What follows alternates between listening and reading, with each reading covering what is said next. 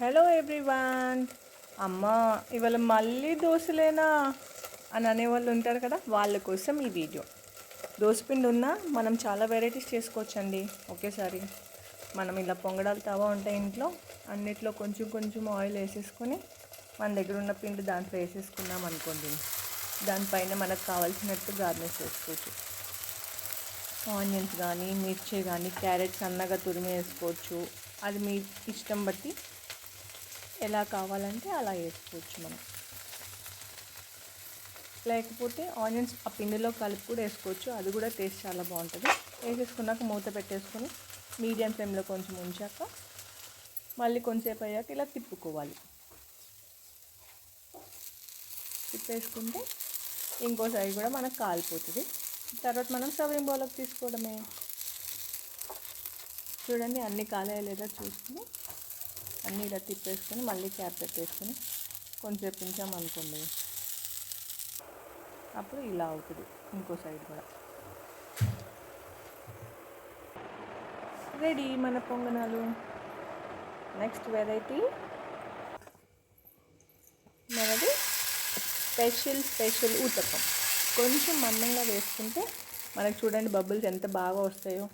ఇది ఒక వేరే ఫ్లేవర్, పుల్లట్టులాగా టేస్ట్ వస్తుంది మనకి. దానిపైన ఎక్కువ ఆనియన్స్ వేసేసుకుంటే ఆనియన్ ఊతప్పం అయిపోతుంది. నేను చేస్తూ ఉంటే మా ఆయన నాకు హెల్ప్ చేయడానికి వచ్చేది చూడండి మధ్యలో. ఇలా మన టేస్టీ ఆనియన్ ఊతప్పం కూడా రెడీ అయిపోతుంది. నెక్స్ట్ మనము ఎగ్ దోశలోకి వెళ్ళిపోదాం. పిల్లలందరూ చాలా ఇష్టంగా తినేస్తారు. చిన్నపిల్లలు అనుకోండి, అది మీ ఇష్టం. ఉప్పు కారం వేయచ్చు, లేకపోతే లేదు. లేదా జస్ట్ ఎగ్ దానిపైన ఇట్లా స్మాష్ చేసేసి అంత ఈవెన్గా స్ప్రెడ్ అయ్యేలాగా ఒక స్పూన్తోనో లేకపోతే ఇలా స్ప్రెడ్ చేసేసుకుంటే బాగుంటుంది. మీకు కావాలంటే దానిపైన ఎక్కువ ఆనియన్స్ లేదా మిర్చి వేసుకోవచ్చు. లేదా జస్ట్ ఇలా ఉప్పు కారం వేసుకున్న టేస్ట్ అదిరిపోద్ది. లైట్గా కావాలంటే మసాలా పొడి కూడా వేసుకోవచ్చు. వేసేసుకొని సిమ్లో పెట్టుకోండి ఇదంతా చేసేలోపు. లేదంటే హైలో పెట్టుకున్నారంటే మాడిపోద్ది ఇంకో సైడ్.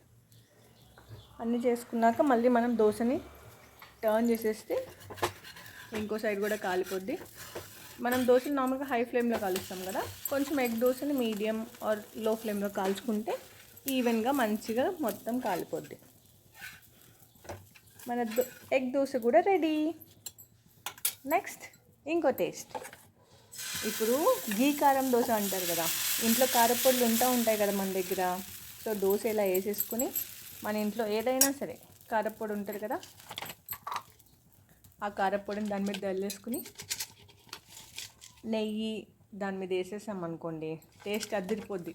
అన్నిటికన్నా సూపర్ టేస్ట్ ఉంటుంది ఇదే.